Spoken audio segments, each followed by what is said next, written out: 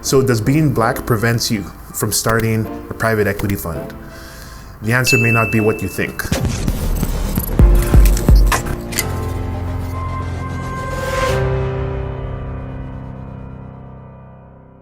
And so, who am I? My name is Natu. I run a company called Raisescom, where we assist people in raising $10 million plus for funds and acquisitions in the real estate and mergers and acquisitions niche.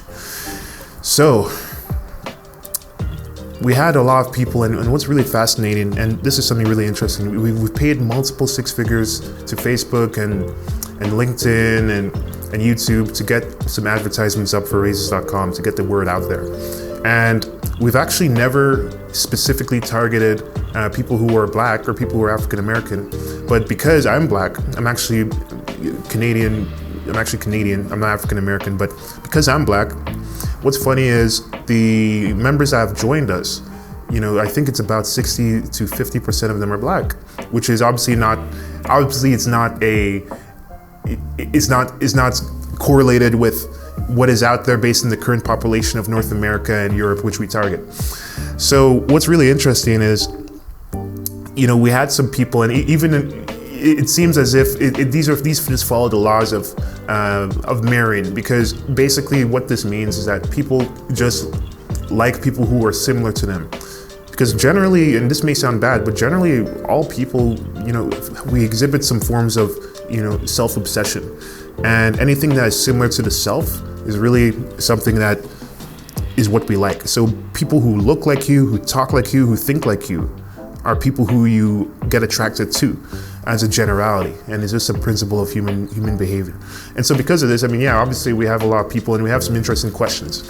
One of the questions one of our contractors got was,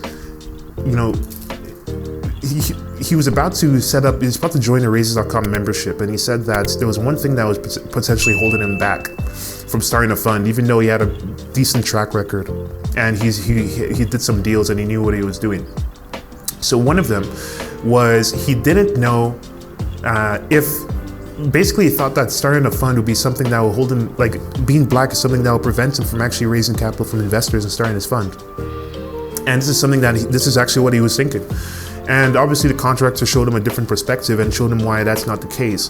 But it's really interesting the way that this is what the person was thinking, and this was almost a limiting belief that was holding him down and holding him back, that he had to evolve beyond. And the second thing that helped him beat this was seeing people who were black who had $100 million, $200 million, Regulation D deals, people who are meeting billionaires and people who are multimillionaires who have $20 million plus in assets for mergers and acquisitions deals, who are all, obviously some are black, some are white, and then some are black too. And so when seeing this and seeing people make these journeys and steps and leaps, these are the things that kind of saved them from being stuck in that mindset. So number one, really, the first point I'd like to make is just that anyone who feels stuck and bound, that, the black thing and whatever, I go to America a lot, I go there a ton, but, I can't really say what my experiences are relative to somebody else's experience, number one. But number two, we always just focus on things that we can control, because people can make complaint about how things may or may not be, which obviously I'm making no comment on, but people always focus on what they can control. People can change their environment, can change the things that you consume, you can get in touch with different people, and you can get new skills that are relevant to what people would want. So that's one thing. And having an obsession over the things that we put into what we can do, those seem to be the things that can deliver us the results that we want. For example, if you think people hold you down because of X, Y, and Z, or if you see it or observe it, number one is really not focusing on that and just focusing on what you can control, so that you can, because what's the point of thinking about things you can't control, because you can't control them anyway.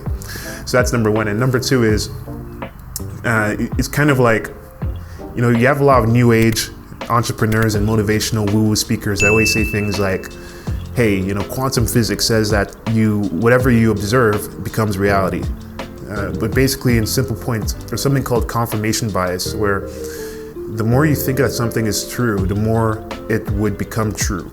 It's the same reason why when you take just the placebo effects. When people run experiments on people and you tell them that a certain piece of medication, so some medication can have X effects on you, but the medication may just be water, or it may just be sugar or salt, but it may not actually be the actual medication. They do that a lot of experiments run this to a control group, and what's funny is that people actually they get healed, or they exhibit the symptoms of the actual thing that they think that they're taking, even though they're not taking it. So it's almost because if you believe something to be true, and there is a very small amount of evidence that supports it, or maybe there's no evidence that supports it, then you would find anything in your environment, and your body will almost design a way for it to become true, right? So that aspect is kind of dangerous, because it can put you in a position where somebody may not invest in your deal because it's a bad deal, but you say because I'm black, that's why they didn't invest in the deal. You don't know, and unless you have explicit proof, or unless you have implicit proof at least. So the point I'm making is it's a very dangerous, it's there and so on, but it's a very dangerous path, and there's a very slippery slope. So sometimes being ignorant to some injustice can help in some ways, especially when you understand the dangers of confirmation bias. So that's the second point. And I guess the third point is, there's another advantage when you look at people who made it from quote unquote rags to riches, or quote unquote nothing. Because there's some people in the high finance world that had billionaire fathers who gave them everything they need. And then there are other people that didn't. And so another form of encouragement to see if people need to make it in the high finance world when it comes to raising for their acquisitions or their funds in a mergers and acquisitions or real estate niche is really to see, who are the people in your courts, and who are the people that, do you have a billionaire father that's just going to hand you the check, or is it something that you're going to work for? And look at the people who didn't have those billionaire fathers, what they had to do to understand that really there's a cause-effect relationship of the choices that you can make to turn your reality into whatever you want it to be. And so in simple English, the point I'm making is, look at people that went from nothing to something in high finance, see how they did it, reverse engineer it, and focus on the cause-effect relationships of the choices you make to get investors in your deal. So pretty much saying the same thing. So mainly, number one, focus on what you can control. Don't focus on what you can't control, because it doesn't serve any utility to think about the things you can't control when it comes to finding investors and pitching people into your deal. And also have confirmation bias in the right direction by being obsessed over the things that you can control rather than things that you can't control. Because if you assume that somebody didn't do something, because you're black, because you're this, because you're that, then whether it's true or not, it's going to become reality. It's kind of like for example, if you go on a date with somebody and the person says, "Oh, I can't do this at this date because I'm busy," then, and if you assume that they're just saying that to blow you off, then what's funny is that your mannerisms, your attitude, and your tone would create the thing that pushes people away.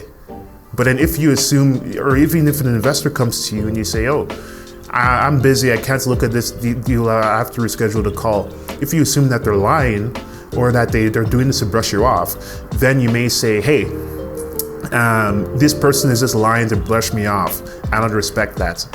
And the attitude and the tone that you'll use would push the person away, whereas the person may not even be lying.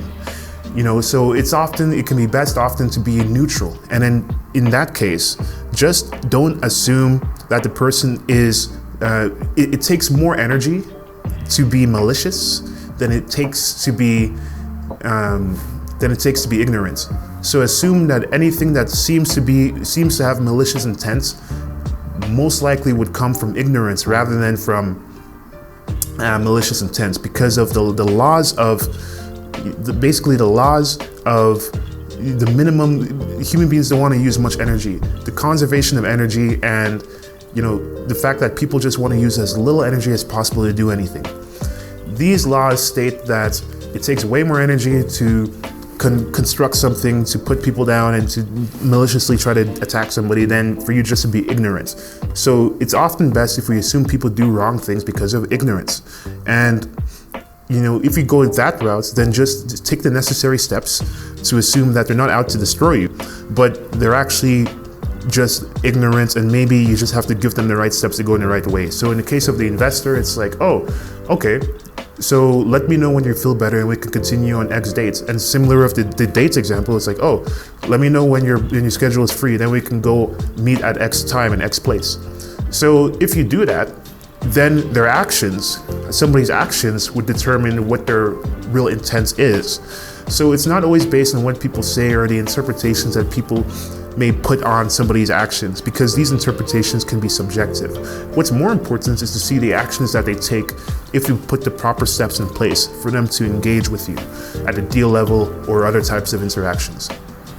And so with all of this, it can be hard because I don't know anyone's experience and I only know my experience, but just focus on what you can control. Look at people that have made it, look at people who win, and look at people who take ownership over what they can control and the actions that come out of it. And have somewhat of a detached attitude when it comes to malicious acts by other people or systematic racism and things like that, because it may be healthy to understand it for survival purposes, but beyond that, it can disrupt you and it's not really useful for a lot of pragmatic purposes, such as actually getting your deals done, having a good mindset, being optimistic. Both of this, if this makes a little bit of sense, and even whether or not this addresses you, just hit that like button, because maybe the algorithm will show it to somebody who does. And who am I? What am I doing? What is Raises.com? Well, Raises.com is a company that assists real estate syndicators and business buyers to raise $10 million plus for their acquisitions or funds. And if this is something that you'd like to do or like to learn more about, just head to Raises.com and we'll show you 5 different ways that we could potentially make it happen.